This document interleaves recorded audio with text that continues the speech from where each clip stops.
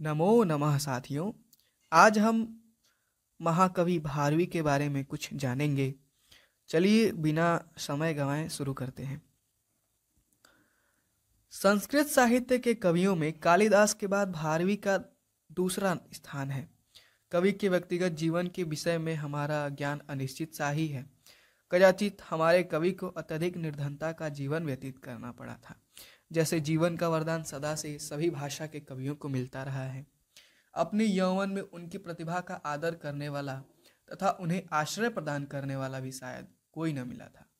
भारवी की निर्धनता के विषय में एक रोचक कथा भी प्रचलित है। भारवी के घर में निर्धनता का तांडव हो रहा था और भारवी थे कि काव्य साधना में ही खोए रहते थे।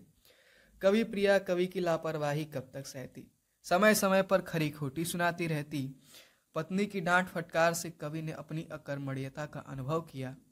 उनका आसन डोला और वह चल पड़ा जीविका की खोज में राजा के आश्रय ढूंढने।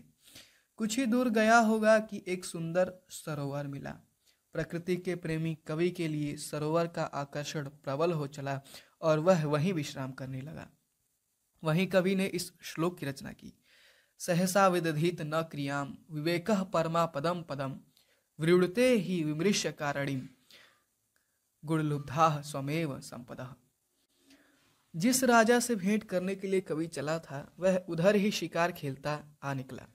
कवि ने इस पद्य को सुनाया। राजा सुना और बहुत प्रसन्न हुआ। राजा ने उन्हें राजभवन चलने को कहकर शिकार के लिए चल पड़ा। राजा कवि के इस श्लोक को भी साथ ले गया।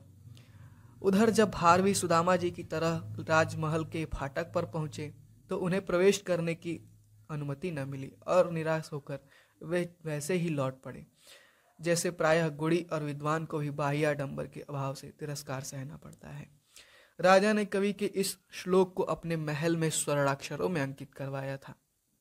लगभग 1 वर्ष बाद वह पुनः एक दिन शिकार पर निकला। राजा 1 सप्ताह के लिए राजधानी से बाहर रहने की योजना बनाकर निकला था, किंतु दूसरी रात नगर के निकट ही पड़ाव होने से महल में वापस आया। उसने अपनी शैया पर अपनी रानी के समीप किसी व्यक्ति को सोते देखा। व्यभिचार की कल्पना कर अत्यंत क्रोधावेश में वह तलवार लेकर उन दोनों का काम तमाम करने वाला ही था कि उसका ध्यान कक्ष में अंकित उन स्वर्णाक्षरों की ओर गया। सहसा विदधीत न क्रियाम, और उसने उन दोनों को जगाकर यथोचित दंड देने का विचार किया।